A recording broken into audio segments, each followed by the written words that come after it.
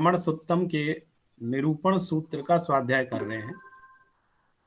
समण सुत्तम के निरूपण सूत्र की अंतिम गाथा आज हम लोग पढ़ेंगे, जो निरूपण सूत्र की तो 13वीं गाथा है और समण सुत्तम की 44वीं गाथा है। इसको हम लोग स्क्रीन से देखेंगे। देखिए, कज्जमणानादीयम उत्सगाव वाय ओ भवे सच्चम तम तः समायरंतो तम सफलम होई सवंपी। यहाँ पर कह रहे हैं कि कज्जम माने होता है कार्यम, कार्य। ज्ञानादिक णाणादीयम यानी ज्ञान आदि, ज्ञान के साथ और भी जो बहुत सारे काम होते हैं, ज्ञान आदिक। तो जो ज्ञान आदि कार्य हैं, ज्ञान आदि और जो भी कार्य है, मैंने कोई भी कार्य है, वो उस सग्गा ववाय ओ भवे सच्चम, वो क्या होते हैं, उत्सर्ग से और अपवाद से सत्य होते हैं। सत्यम भवे, उत्सर्गाव वायवो सच्चम भवे, उत्सर्ग से और अपवाद से सब सही होते हैं। माने उत्सर्ग मार्ग होता है राजमार्ग, जो मुख्य मार्ग होता है, और अपवाद मार्ग जिसको कभी कभी ग्रहण किया जाता है। तो दो तरह की बातें होती हैं, उनको हमको समझना पड़ता है। उत्सर्ग में क्या होता है, सामान्य नियम से काम होता है, और अपवाद में क्या होता है, विशेष नियम से काम होता है। लेकिन जो अपवाद होता है वो हमेशा लागू नहीं रहता है। अपवाद किसी परिस्थिति के कारण, देश काल के कारण अपवाद नियम चलते हैं, लेकिन उत्सर्ग यानी सामान्य विधि तो सामान्य रूप से लागू रहती है, और वास्तविक विधि तो सामान्य विधि है, और अपवाद विधि कभी कभी किसी किसी काल में कार्य करती है। जैसे एक छोटा सा उदाहरण देता हूं तो उससे आपको ये बात स्पष्ट हो जाएगी। व्यवहारिक उदाहरण है, जैसे ट्रैफिक के नियम है कि रेड लाइट होने पर आपको खड़ा हो जाना है, लाल बत्ती पर खड़े हो जाना है। आपको ड्राइविंग नहीं करनी है उस समय, रोड पार नहीं करना, आपको खड़े हो जाना है। जब आपके सामने ग्रीन लाइट होगी तब आप रोड पार करेंगे। ये क्या है, ये नियम है। तो ये सामान्य नियम है, और इसी नियम से ही पूरे देश में ट्रैफिक संचालित होता है, और सबको ये नियम मानना बहुत जरूरी है। लेकिन अब इसमें क्या है कि जैसे रोड जाम हो गया है, लाल बत्ती हो गई, तो 2 मिनट की लाल बत्ती है, तो सब लोग खड़े हो गए। लेकिन अगर वहां पर एम्बुलेंस आ जाए तो वो एम्बुलेंस के लिए नियम नहीं है। क्यों? क्योंकि आप तो थोड़ा देरी से पहुंच सकते हो अपनी जगह पे, लेकिन जो एम्बुलेंस में जो मरीज है उसके लिए एक एक सेकंड इंपॉर्टेंट है। वो 5 मिनट लेट पहुंचेगा अस्पताल तो मर भी सकता है, उसके जीवन का प्रश्न है।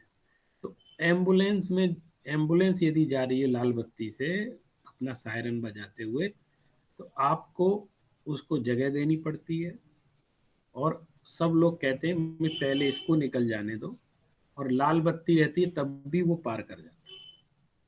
अब कोई पुलिस खड़ी हो तो सबको रोक करके उसको रास्ता दे देती है। अब कोई ये कहे ये तो नियम के खिलाफ है, लाल बत्ती पे तो रुकना चाहिए। सही बात है, रुकना चाहिए, ये तो सामान्य नियम है।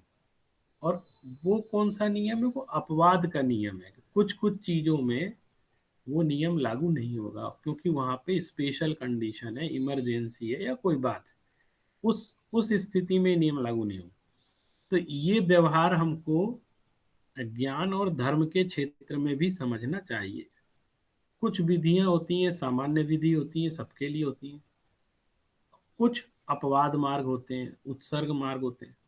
तो हमको कुछ उत्सर्ग और कुछ अपवाद, कई सारे काम कोई उत्सर्ग से सही होते हैं या कुछ अपवाद से सही होते हैं।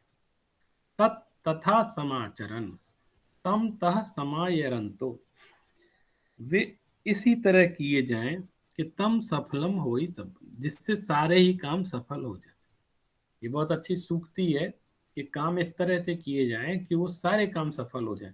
मैंने आप भी ऑफिस सही समय पे पहुंच जाओ, और आपसे भी ज़्यादा जरूरी उस बीमार व्यक्ति को पहुंचना जरूरी है अस्पताल, तो वो भी समय से पहुंच जाए। उसके लिए अपवाद का नियम है, आपके लिए सामान्य नियम है। यदि आप सब लोग अपवाद का नियम पालेंगे तो फिर वो नियम ही नहीं चल पाएगा कोई, और सब लोग उस सामान्य नियम से ही चलाएंगे, अपवाद रखेंगे नहीं, तो ऐसी कंडीशन में ऐसे पुलिस आती है, तो पुलिस को आपको रास्ता देना पड़ता है, उसका सायरन बजता है तो कैसे भी जा सकती है क्योंकि वो सुरक्षा के लिए है।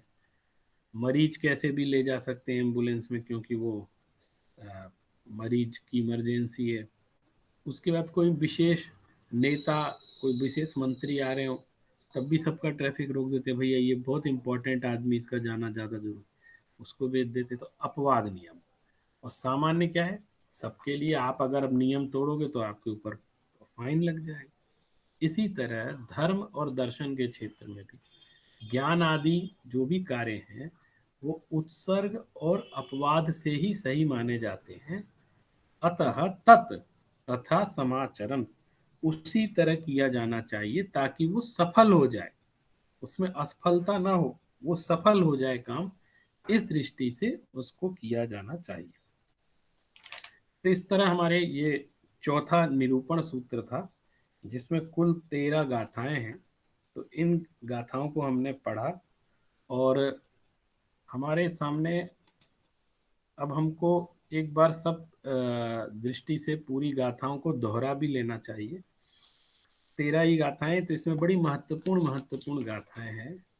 इसके बाद संसार चक्र सूत्र भी, पांचवा सूत्र बहुत महत्वपूर्ण है, उसकी चर्चा हम लोग आगे करेंगे।